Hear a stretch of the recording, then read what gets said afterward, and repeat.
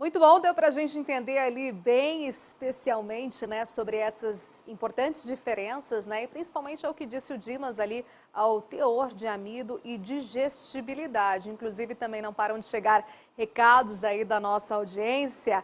João Francisco diz o seguinte: que qualidade de informações, hein? Parabéns ao programa por nos trazer conhecimento de alto nível. A gente que agradece, João, sua audiência aqui é o nosso propósito, tá bom? Grande professor Dimas, diz Frederico, parabéns pela assistência nas áreas de silagem. E o Luiz Antônio diz o seguinte: alto padrão, top. Obrigada aí pela companhia de vocês. Por isso eu converso agora com Robson de Paula, gerente de marketing de silagem da Corteva, e Dimas Cardoso, que a gente acompanhou na reportagem, agrônomo de campo da Corteva. Boa noite, sejam bem-vindos. Boa noite, Dimas. Boa noite. Boa noite, Robson. Bem-vindo. Boa noite. Boa noite, Renata. Boa noite a todos.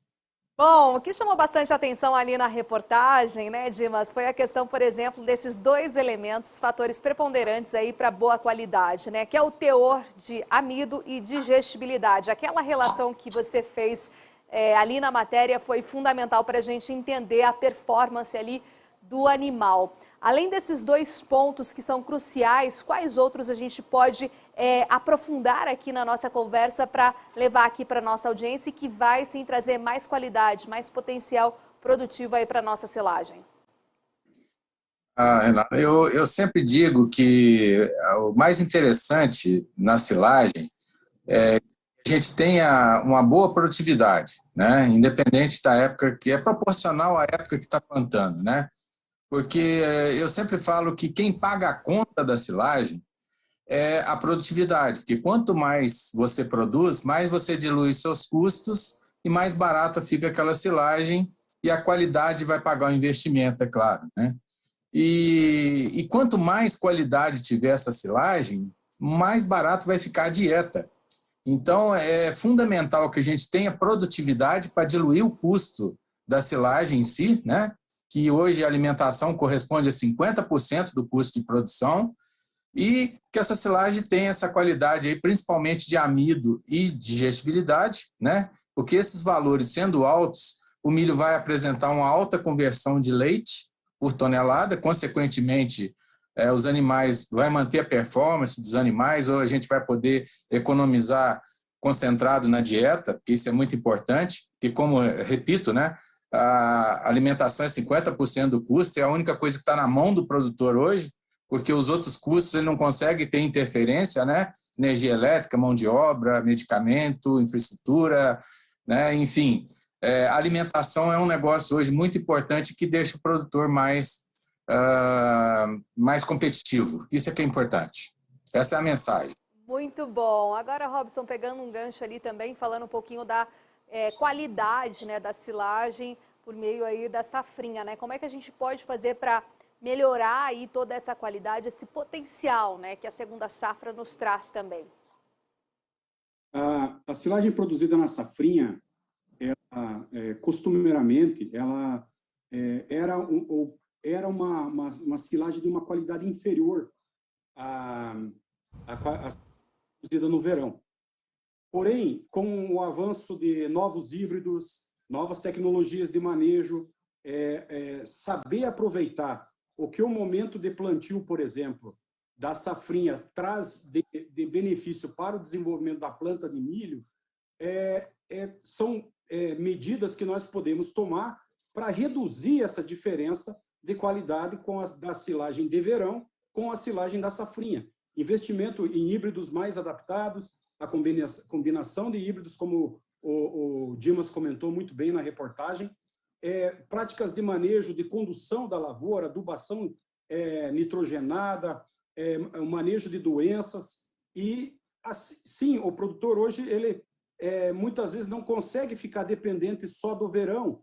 Ele pode ter dificuldade de colheita, dificuldade na colheita, por exemplo, com excesso de chuvas. E muitas regiões de lavouras de silagem de verão que têm problemas sérios de excesso de chuva no momento da colheita. Isso complica a operação, pode afetar a qualidade da silagem, o processo de armazenamento, enquanto que na safrinha ele pode colher sem chuvas, né? Desde que tenha, sim, adotado práticas de manejo para gerenciar o risco que a época de safrinha entrega ou fornece ao produtor.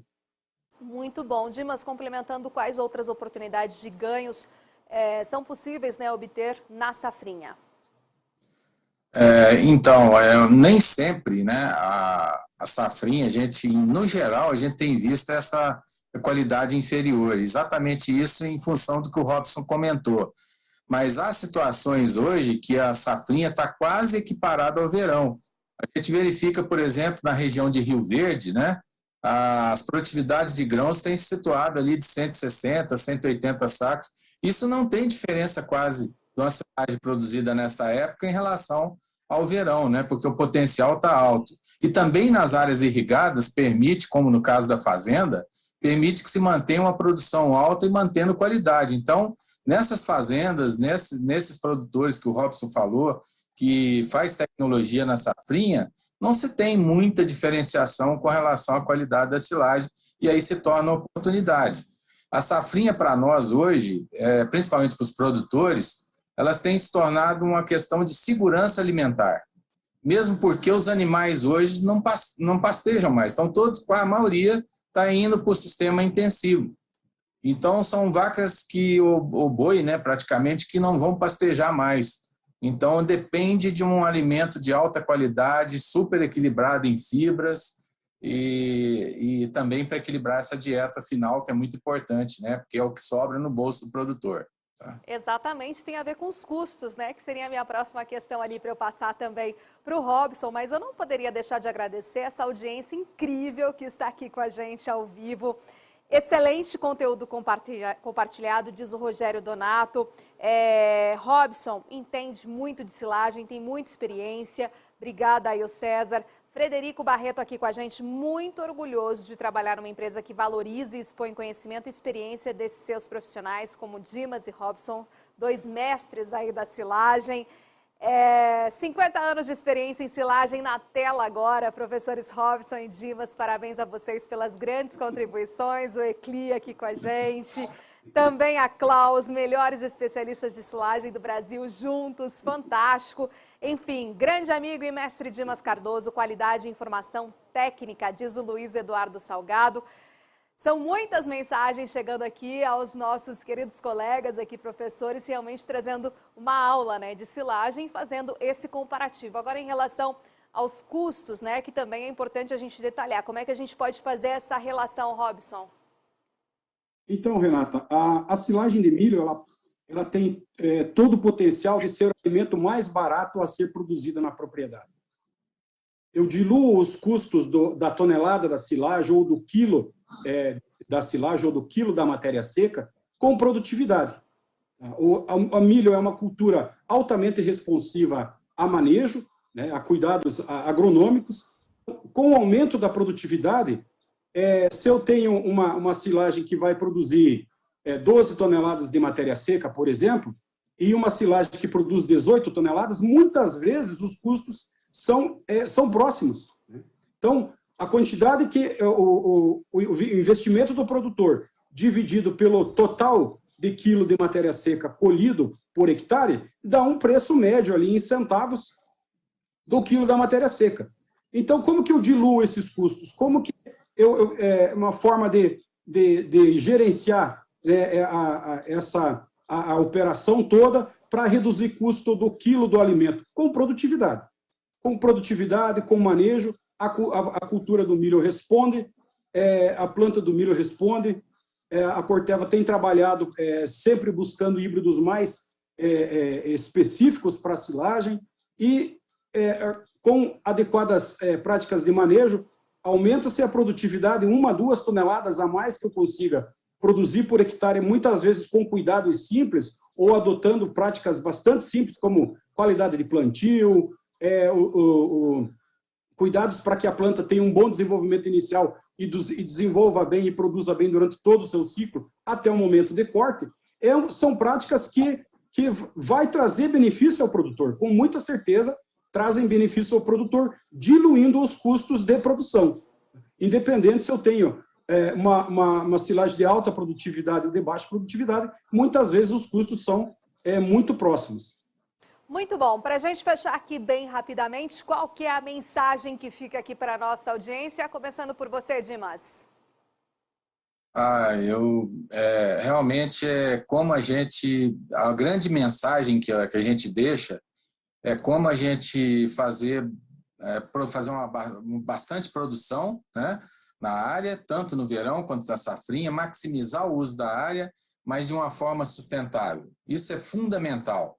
Então, o uso da braquiária, o uso do trigo mourisco e outras plantas também que a gente conhece aí, como é feito aí nessa fazenda, ela é fundamental. Eu me espelho muito no trabalho do Paraná, que mostra, inclusive, taxas de infiltração de água, né? Quando você tem presença de braquiária na área e quando você não tem presença. Quando você não tem presença, a taxa de infiltração, por exemplo, é de 15 a 20 milímetros por hora. Então, se cai uma chuva pesada, aquilo sai arrastando tudo. E quando você tem uma braquiária, ali a taxa de infiltração com o tempo, é claro que você não consegue isso de um ano para o outro, mas aí com 3, 4 anos pode chegar a 80 milímetros. Então, pode cair uma chuva pesada que não vai ter arrasto de terra nem nada, vai repor principalmente os nutrientes extraídos, porque silagem não é exportação, silagem é extração. Então, essa é a mensagem que a gente deixa. Vamos produzir o máximo, mas de uma forma sustentável e utilizando todas as tecnologias aí, informações disponíveis, e os técnicos também. Nós temos muitos técnicos competentes no campo aí. Com toda certeza, né? Sustentabilidade aqui no centro, né? Na pauta de discussões. E para fechar, Robson, sua mensagem? Eu vou basicamente na mesma linha do Dimas, e o produtor deve, junto com o seu técnico, montar um planejamento para produzir forragem nos 12 meses do ano.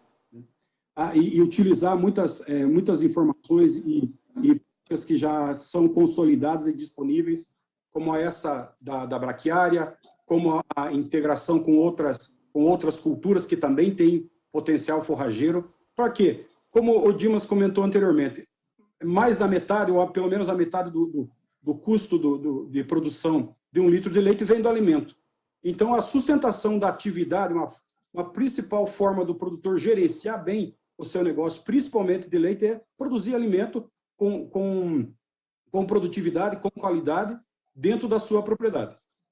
Muito bom, foi excelente esse conteúdo aqui compartilhado com a nossa audiência. Muitíssimo obrigada, Dimas, Robson, sejam sempre muito bem-vindos, viu, aqui ao nosso Agro em Foco TV Digital. Uma ótima noite para vocês. Tchau, tchau.